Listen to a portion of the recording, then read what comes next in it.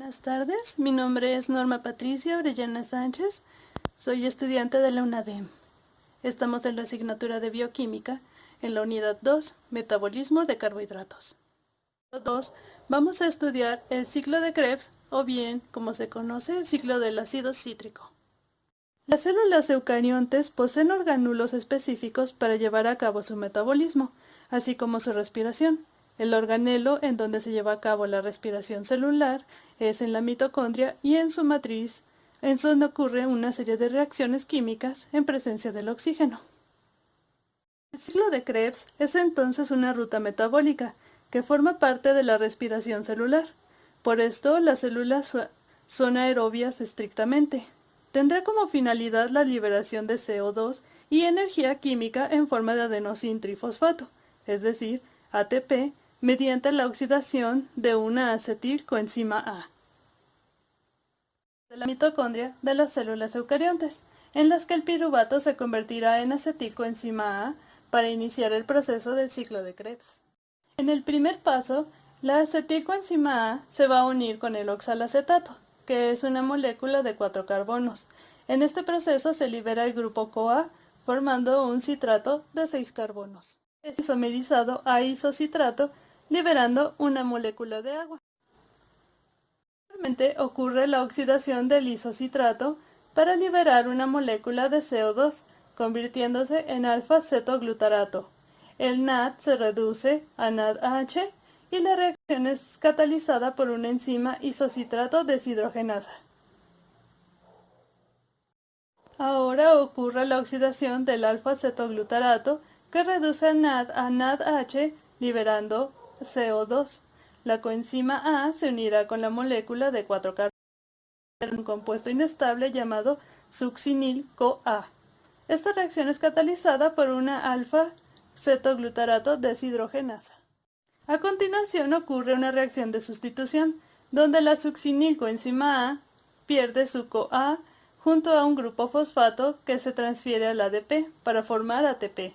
En ocasiones las células ocupan guanosin difosfato, GDP, en vez de ADP, obteniendo como producto un guanosin trifosfato, GTP, y se tiene como resultado una molécula de 4 carbonos conocida como succinato. Ahora se va a oxidar el succinato para formar una molécula de 4 carbonos conocida como fumarato. En esta reacción, 2 átomos de hidrógeno se van a transferir de FAD a FADH. La enzima está incrustada en la membrana interna de la mitocondria, por lo que FADH va a transferir sus electrones directamente a una cadena transportadora de electrones. En este paso se va a unir una molécula de agua a la molécula de 4 carbonos conocida como fumarato para formar lo que se conoce como malato. Finaliza con la regeneración del oxalacetato mediante la fundación del malato. En este proceso, otra molécula de NAD se va a reducir a NADH. A continuación, vamos a estudiar las enzimas que intervienen durante cada una de las reacciones del ciclo del ácido cítrico. La primera sería la reacción de condensación, en la cual interviene una enzima conocida como citrato sintasa. En esta reacción, el oxalacetato se va a transformar en citrato durante el proceso en el que entra la acetilcoenzima A y una molécula de agua.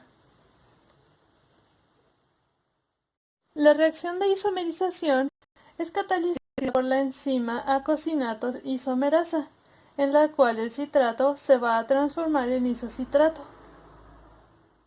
Mencionar que en la presente reacción es una reacción intermedia donde el citrato se convierte en cis-acosinato entrando y saliendo agua.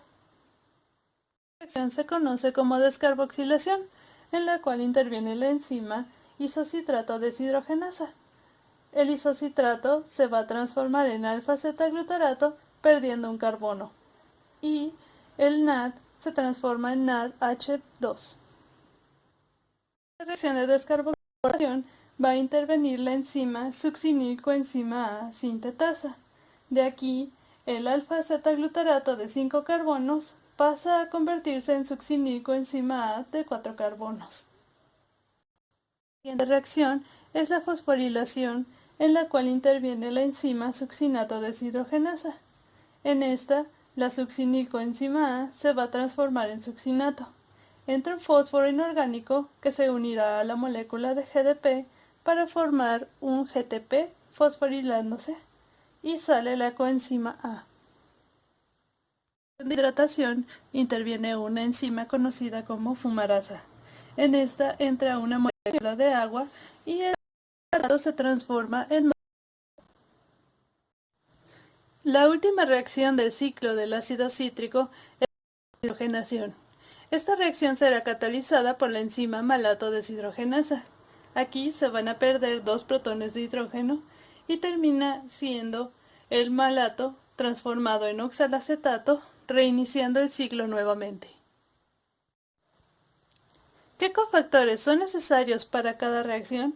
Pues bien, si tenemos una reacción de isomerización, el cofactor será el citrato y esta será una reacción reversible de isomerización.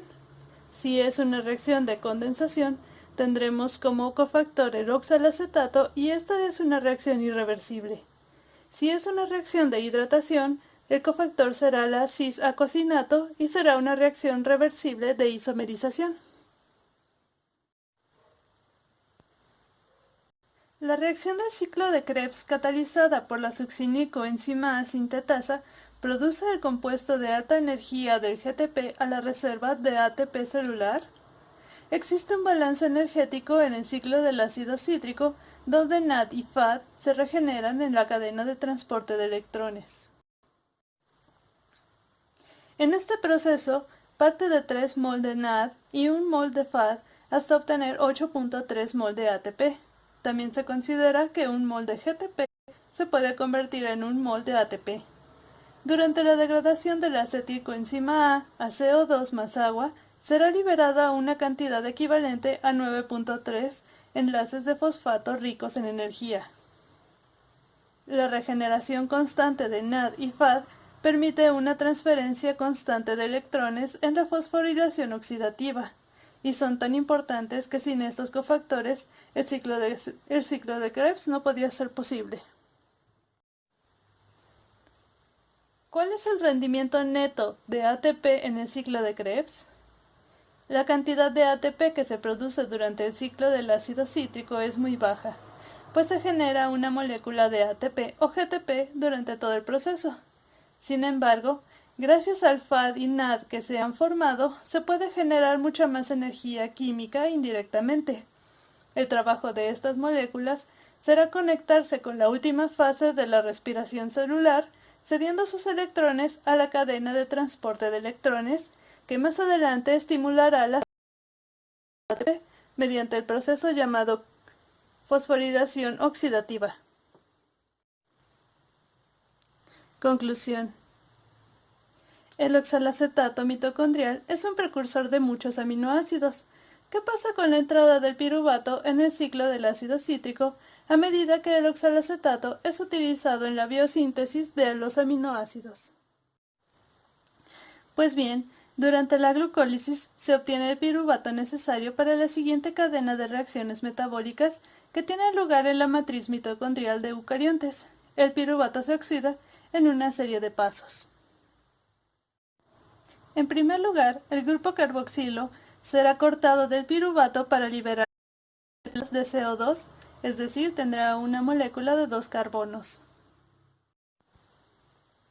En segundo lugar, se oxida el CO2 liberando electrones que serán captados por NAD para formar NADH. Y por último, la molécula formada ahora tiene un grupo acetilo, que se unirá a la coenzima A para obtener acetilcoenzima A. La función de esta molécula es transportar el grupo de acetilo al ciclo del ácido cítrico. Estas fases están coordinadas por el complejo piruvato deshidrogenasa, que tiene la función de regular la cantidad de acetilcoenzima A que ingresará al ciclo del ácido cítrico. A pesar de que el oxígeno no participa directamente en el ciclo del ácido cítrico, este opera únicamente en presencia de este. Esto es porque el ciclo del ácido cítrico es un proceso metabólico estrictamente aerobio. ya que requiere la presencia de oxígeno para un proceso final conocido como cadena de transporte de electrones que se da en la mitocondria, en donde el FAT y el NAD donan electrones al oxígeno, que será aceptor final para transportarlos por una serie de reacciones redox, generando un gradiente de protones por complejos 1, 3, 4 para formar ATP gracias a la enzima ATP sintasa. Las reacciones catalizadas por dichos complejos se encuentran en equilibrio. Por lo tanto, son reacciones reversibles ya que incrementan la concentración de los productos para iniciar el ciclo nuevamente. Esto quiere decir que el ciclo de Krebs es forzosamente aerobio, por lo que está ligado directamente con el consumo de oxígeno mediante la cadena de transporte de electrones. Mi nombre es Norma Patricia Orellana Sánchez, de la carrera Biotecnología. Muchas gracias por su atención.